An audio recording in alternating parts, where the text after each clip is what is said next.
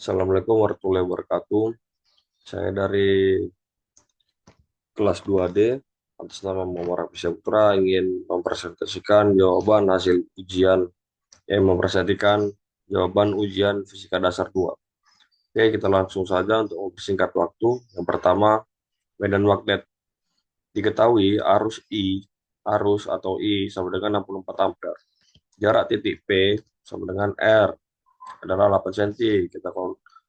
Kita konversi ke meter sama dengan 0,08 meter. Dan rumusnya Yo sama dengan 4V kali 10 pangkat negatif 7 T kali M per A. Ditanya A besar medan magnet di titik P, B arah medan magnet, C perubahan medan magnet jika arus dilipat gandakan dan jarak menjadi 2 kali. Penyelesaiannya sebagai berikut. Yang A, rumus medan magnet kawat lurus. B, U sama dengan U1 per 2VR. Substitusi. B sama dengan 4V kali 10 pangkat negatif 7 dikali 64 per 2V dikali 0,8. B sama dengan 256 kali 10 pangkat negatif 7 per 0,16. B sama dengan 1,6 kali 10 pangkat negatif 7 T. Yang B adalah arah medan magnet ditentukan menggunakan kaidah tangan kanan. Jika ibu jari menunjukkan arah arus, maka lengkungan jari menunjukkan arah medan magnet yang mengelilingi kawat. Yang C, karena B sama dengan I per R. Jika arus menjadi 2I dan jarak menjadi 2R, maka B sama dengan 2I per 2R sama dengan B. Oke, baik, kita lanjut nomor 2. Flux magnet dan gaya Lorentz. Diketahui panjang penghantar sama dengan 64 cm. Kita konversi ke meter menjadi 0,64 meter. I sama dengan 6 ampere, B sama dengan 0,8 T, dan derajatnya sama dengan 30 derajat. Luas kumparannya 0,05 meter kubik. A. Gaya Lorentz. F. Bill kali sin sama dengan F 0,8 kali 6 dikali 0,64 dan dikali 0,5. F sama dengan 1,536 N. B. Flux magnet. Flux magnet sama dengan B kali A, yaitu 0,8 dikali 0,05. Sama dengan flux magnet hasilnya adalah 0,04 WB. Oke, kita lanjut ke induksi elektromagnetik hukum Faraday dan Lenz. A. Menghitung GGL induksi. Diketahui jumlah lilitan sama dengan 264. X itu sama dengan dua angka terakhir dari NIM. Nah, saya 64, berarti 264 lilitan. Flux awal sama dengan 0,12 WB, flux air sama dengan 0,03 WB. Waktu sama dengan 0,06 second. Menurut hukum Faraday, E sama dengan negatif 6 dikali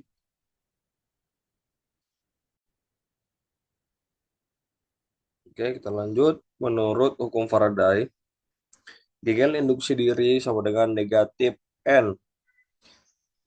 Terus perubahan arus listrik per perubahan waktu. Perubahan flux sama dengan perubahan arus sama dengan 0,03 kurang 0,2 sama dengan negatif 0,66 WB. Maka besar GGL sama dengan induktansi di GGL sama dengan 264 kali 0,06 per 0,06. 0,09 per 0,06 sama dengan 264 kali 1,5. GGL sama dengan 396 volt. Lanjut yang B, arah arus induksi. Menurut hukum Lenz, jika kutub utara magnet didekatkan ke kumparan, maka flux magnet bertambah. Kumparan akan menghasilkan medan magnet yang menolak pertambahan tersebut, sehingga sisi kumparan yang menghadap magnet menjadi kutub utara. Jika dilihat dari arah magnet, arus induksi mengalir berlawanan arah jarum jam. Oke, lanjut kita ke nomor 4. Diketahui L sama dengan 5H, arus berubah dari 2 ampere menjadi 64 ampere. dan perubahan waktunya sama dengan 0,25 second. A. Menghitung gagal induksi dengan rumus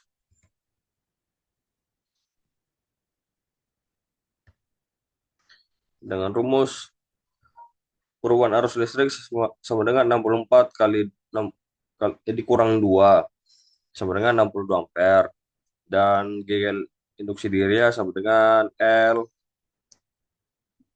dikali perubahan arus listrik per perubahan waktu sama dengan 5 kali 62 per 0,25, dan hasilnya 5 kali 248, GGL-nya sama dengan 1240 volt. Oke, lanjut yang B, gagal induksi diri. Penjelasannya, gagal induksi diri selalu menentang perubahan arus sesuai hukum Lenz. Jika arus meningkat, GGL induksi berlawanan arah dengan sumber sehingga kenaikan arus tidak terjadi secara tiba-tiba. Sebaliknya, jika arus menurun, gagal induksi berusaha mempertahankan arus agar tidak langsung hilang. Oke, lanjut nomor 5, induktansi mutual dan energi induktor. Diketahui M sama dengan 0,4 H, laju perubahan arus sama dengan 64 A per S. A. GGL induksi. GGL sama dengan M kali DI per DT. 0,4 dikali 64. GGL sama dengan 25,6 volt. Lanjut yang B, energi induktor. Diketahui L sama dengan 3H, I sama dengan 4A. Langsung ke rumus, W sama dengan 1/2 dikali L, I pangkat 2. Dan hasilnya 1/2 dikali 3 dikali 4 pangkat 2. Dan hasilnya 1,5 kali 6. Dan W-nya itu sama dengan 24 joule. Lanjut ke nomor 6, karakteristik arus AC dan DC. Di sini ada tiga ada tiga aspek AC dan DC. Yang pertama, arah arus. Di AC itu berubah-ubah dan di DC tetap satu arah. Untuk tegangan di AC berubah terhadap waktu dan di DC konstan. Untuk sumber di AC itu generator AC dan PLN. Untuk DC baterai, aki, panel dan surya. Untuk di frekuensi di AC sama dengan 50 Hz dan di DC itu 0 Hz. Contoh penggunaan arus AC. Yang pertama listrik rumah, kipas angin, mesin cuci, dan keempat AC rumah. Untuk arus DC yang pertama itu ada HP, laptop, powerbank, dan kendaraan listrik. Mengapa laptop dan HP menggunakan adaptor? Karena listrik PLN menggunakan arus AC 220 volt. Sedangkan komponen elektronik bekerja dengan arus DC bertegangan rendah. Adaptor berfungsi menurunkan tegangan AC dan mengubahnya menjadi DC. Dan itu menstabilkan tegangan agar aman digunakan. Kita lanjut nomor 7, nilai RMS dan rata-rata. Diketahui tegangan maksimum sama dengan 64 volt dan frekuensinya sama dengan 50 Hz. Oke, lanjut ke A, tegangan RMS. V RMS sama dengan Vmax per akar 2. Vmax-nya 64 di per akar 2 sama dengan 1,414. VRMS-nya sama dengan 45,25 volt. Untuk periodenya, T, frekuensi sama dengan 1 per frekuensi. Dan 1 per 50 sama dengan 0,2 second. Makna RMS. Nilai RMS adalah nilai efektif tegangan AC yang dihasilkan daya yang sama seperti tegangan DC dengan nilai yang sama pada beban resistif. Oleh karena itu, tegangan 45,25 VRMS memiliki efek pemanasan yang sama dengan tegangan DC 45,25 volt. Baik, lanjut ke nomor 8. Rangkaian seri RLC. Diketahui R sama dengan 64 ohm, XL-nya sama dengan 60 ohm, XC-nya sama dengan 20 ohm. A, impedansi. Z sama dengan akar R pangkat 2 ditambah XL dikurang XC kurung kuadrat. Dan kita turunkan angkanya, akar 64 pangkat 2 ditambah 40 pangkat 2. Dan hasilnya akar 4096 ditambah 1600. Dan hasilnya itu akar 5696. Dan impedansinya adalah 75,47 ohm. Oke, untuk yang B, faktor daya cos sama dengan R per Z. Dan R-nya itu 64 per Z-nya 75,47. dan cos-nya sama dengan 0,848. Untuk jenis rangkaian yang C, karena XL lebih besar dari XC, maka XL 60 lebih besar dari 20. Dan itu maka rangkaian bersifat induktif, sehingga arus tertinggal terhadap tegangan. Itu nomor 9, resonansi dan pada rangkaian RLC. Diketahui L sama dengan 0,20 H, C sama dengan 64, dan A ya yang pertama frekuensi resonansi. Konversi kapasitor 60 Y sama dengan 64 kali 10 pangkat negatif 6 F, dan F sama dengan 1/2V akar LC. Terus 1/2V akar 0,20 kali 64 kali 10 pangkat negatif 6.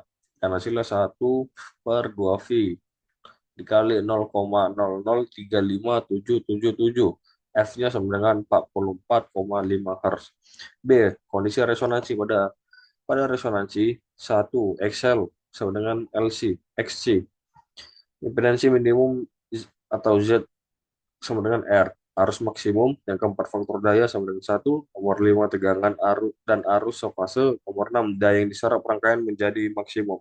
Lanjut nomor 10, transformator, generator, dan motor listrik.